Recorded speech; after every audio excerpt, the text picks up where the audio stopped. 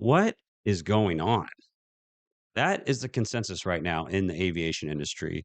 And I completely agree. I have no idea how these string of events keep happening, but this is quite actually surreal looking at this incident today that happened in Toronto. So let's get into it and talk about it real quick. My name is Gary. Welcome to the channel. If you're new, I'm an airline pilot, been doing that for 18 years. I have four different type ratings, including that upside down jet CRJ, which is known in the CL65. And I think that will give me a little unique insight later into this video of my opinion of what happened. But let's get into it and talk about it. So, obviously, you've probably seen by now that this was a CRJ 900 Delta flight coming in from Minneapolis to Toronto and somehow ended upside down.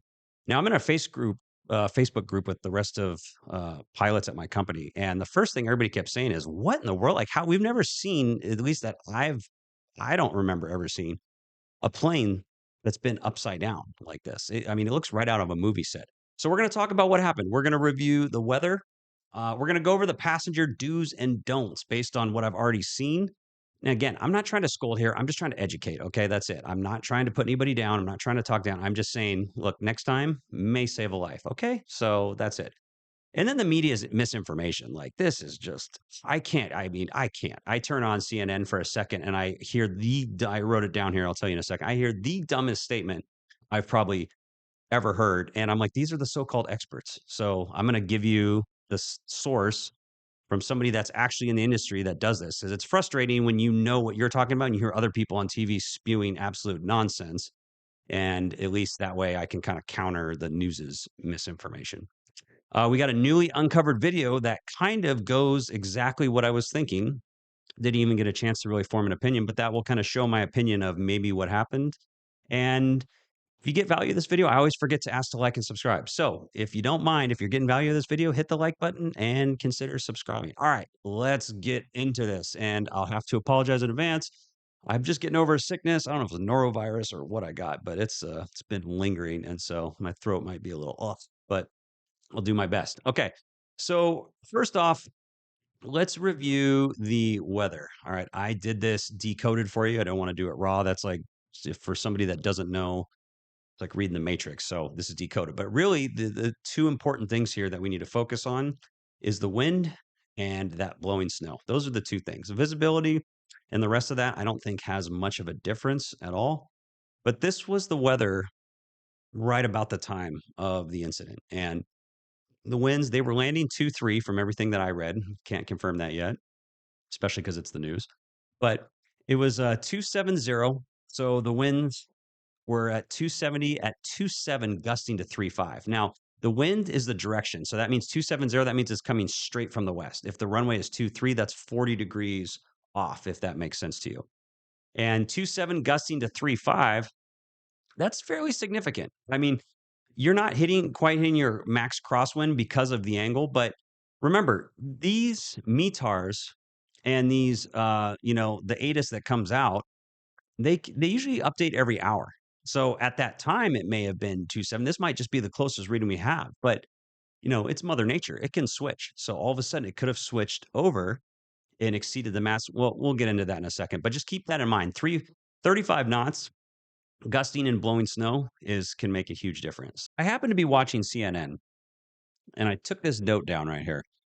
This is some of the most ridiculous thing I've ever seen. This is just one example. Okay, I couldn't even write down everything quick enough, but there was this lady named Mary Schiavo, I believe it is, on CNN. And she said, and I'm paraphrasing here, right? Because I just took a quick note, I didn't record it. Said, once pilots pass a certain point, they must continue. Okay, that's just one example of some of the crazy stuff I've heard today. But let me assure you, that statement is 100% false. There's not even a way to distort that as like oh, maybe you could kind of see it that way. No, there is never a point where pilots pass a certain point where they must continue. Matter of fact, in a bounce landing situation, that means you go to touchdown on the runway, right? And you happen to have too much energy or whatever reason, but you bounce up. It is mandatory that you go around. So just think about that for a second. You can come all the way in, touchdown on the runway, and then still fly off because that's actually the required route. So at what point is she talking about that you're required that you must continue. Like, as I said, it's just frustrating watching that as somebody that that does this for a living. Let's go over the passengers' do's and don'ts. So let's watch this video real quickly, at least the first part. Drop it! Come on! Don't take no video! Holy fuck. Holy. Okay, look, I'll say it again. I'm not trying to scold anybody. This is simply educational. If you ever find yourself in the rare, and I do mean rare situation, that you're in a situation like this evacuating, do not bring your bags. You hear the flight attendant there yelling, drop it, drop it, drop it. She's probably talking to the guy filming this with his phone. I understand you may want, get some TikTok clout or whatever, but trust me when I say this is not worth it to film. I mean, you should be in the zone trying to get out. And I cannot explain to you that seconds in stuff like this, right? An evacuation like this, where you don't know what's going on. This plane could have blown up. There could have been still fires going. There may well be fires. Like in this video, if you keep watching here, somebody's already spraying fire on top. So there could have been a fire here going on. You don't know what's going to happen, right? Seconds could mean the difference between life and death. Do you really want to be the person that held up and got somebody killed? Especially imagine a young kid in the back that got held up and it was a difference between literally an explosion and it was the second difference. I'm just saying, do not film, get your ass out, drop your bags. In my opinion, even a purse, anything, if it's not worth a life, do not take it. If it's not already in your pocket, don't take it. Hands free. You may need to be grabbing. You can see this plane is upside down. This is not a usual day of an evacuation, right? Not let's say evacuations are usual anyways, but let's think about this. It's upside down. You need both hands free. And unless you're wearing those Ray-Ban glasses with the cameras in them, you should not be filming. And then even when you get outside, it's my opinion, you should be helping your fellow citizen. Get out there and get those people away from the plane. You got to realize here, that flight attendant there, flight attendants and pilots will risk their lives to make sure that plane gets evacuated. Just as an example, on the 777, if we have 3 pilots on the flight and there's 2 aisles, one pilot goes outside to help get people away. The other 2 pilots go down the aisles and we'll go as far down as we can. And you know what we're doing? We're looking for little kids because that's the first thing that happens is little kids go underneath the chairs and they hide down in the seats and they get scared if they get separated from their parents. We're looking for kids underneath that seat and we will walk as far as we can to a fire, as close as we can get, and then to evacuate everybody out. So my point is, again, I'm not trying to scold. I'm saying don't bring your bags, don't film, help out and be a human being and help get out of there. It's educational, right? Future learning. Ounce of prevention better than a pound of a cure, right? Fuck. All right, so let's watch. Oh my fucking god. Now, the first thing I saw when I saw this, right before I saw the video that I'm about to show you, this is insane. The whole wing is gone. I'm like, first off, how did this thing flip over? Secondly, where's the wing? I mean, you understand the force that it takes to rip the wing off? And I mean, this whole thing looks like out of a movie scene. We got another guy over here to the left filming. Like, I get it that's a natural instinct, but come on. I'm hoping that if somebody watches this video and they end up in a situation like that, hopefully you never do, is that you're out there helping people instead of trying to film. And you can get plenty of pictures later. Okay. Yeah, this whole thing looks out of a movie set. So initially what I saw people saying is, oh, it must have been going very slow speed and it flipped, rolled over, and they were trying to make a turn and they flipped. And I didn't buy that for a couple reasons. One, that doesn't explain. You got to understand with the wings out like that, for this plane to tip over, that is a very hard thing. Secondly, the wing is gone. It was my opinion that plane had to be moving so fast that ring ripped off. And sure enough, let's get to the actual video that we have allegedly of the crash. Here, let me go ahead and play this. So as I'm watching in here, there's the right wing. So I do believe this is the correct video. Now we're going to watch it again in slow motion. And as it drops,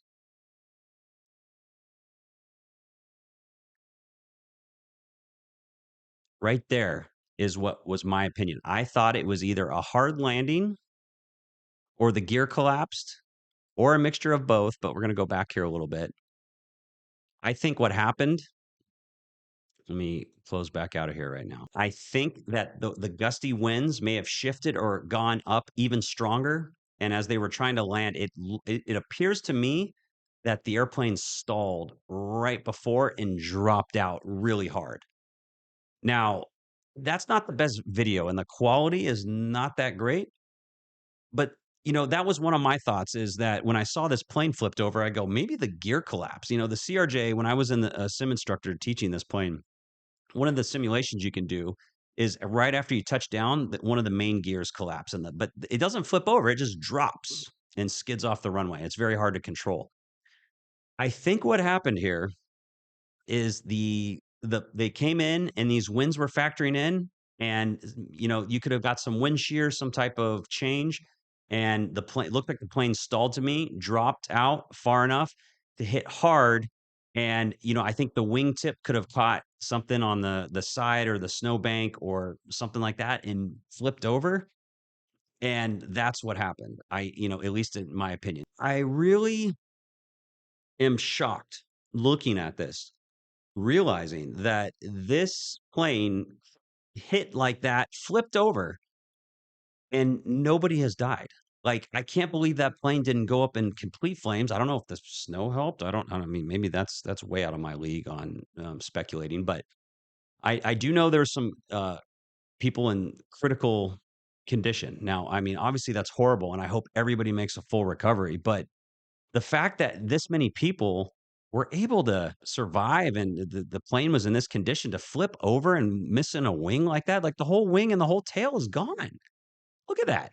So I think that this was honestly a miracle in that sense, and that this is like for what happened, this could have been the best case scenario. Now, as always, we will wait, right? We'll wait to see. We'll wait to see more information. I mean, even with this video helps because a lot of people thought that this happened from taking a turn too fast. And I said, how could that be? There's no way you take out a whole wing missing like that from turning too quickly on the ground. I thought that like something more catastrophic. And sure enough, they flipped this plane over, landed hard, going probably around 100 it's a 900, so it's a category D aircraft, so probably going 130, 140 knots. I mean, that's insane. But remember, this is why you think it's a joke to have your seatbelt on. Like, do you think what are the odds of your injuries, do you think going up versus having your seatbelt on in this situation or not having your seatbelt on? I think the answer is kind of obvious there. Let me know in the comments. What do you think? Do you think does this make you more scared to fly now than ever? Is there enough going on where you go, I'm actually going to drive now versus flying, or I'm going to take less flights? I just would be curious. I almost want to do a poll to see what you would think. But let me know what I got wrong. Let me know what I missed. I appreciate you guys watching. And once I get a little more information and I feel a little bit better, we'll do another video. So until next time, stay safe and please hit that like and subscribe.